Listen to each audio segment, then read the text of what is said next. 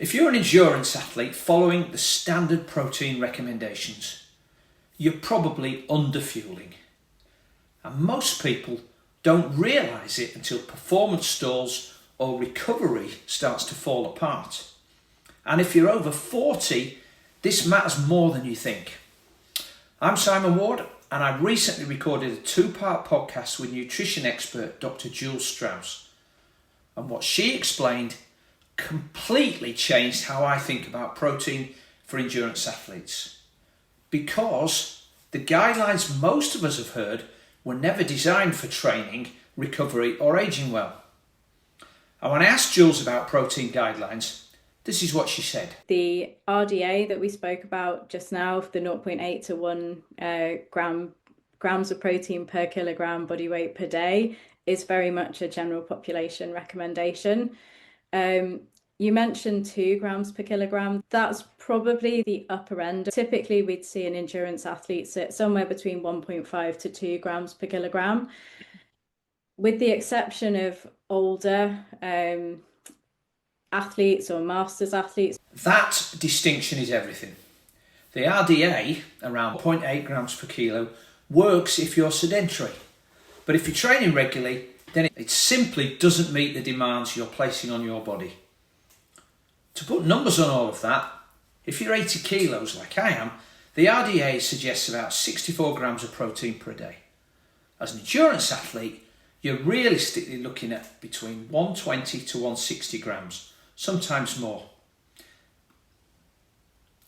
And this gap gets even bigger as we get older. Now, this is the part that really matters for anyone training beyond their late 30s or 40s. There is a term called anabolic resistance. It's a natural physiological thing that happens as we age.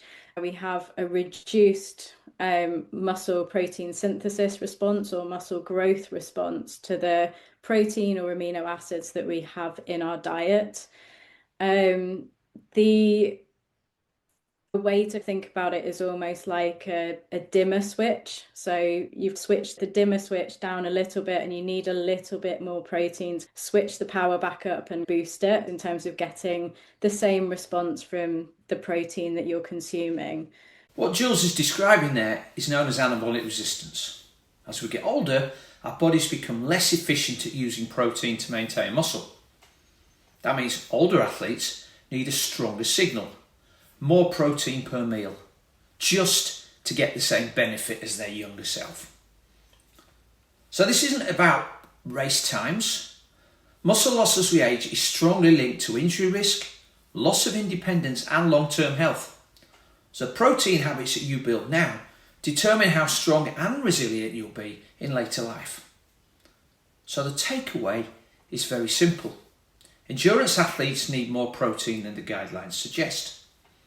Older athletes need even more. And most people are nowhere near hitting these levels. In the next video, I'm going to show you exactly how to hit these numbers in real life without having to obsess over food. So watch the next video on protein timing and meal strategy. It's where this actually becomes doable.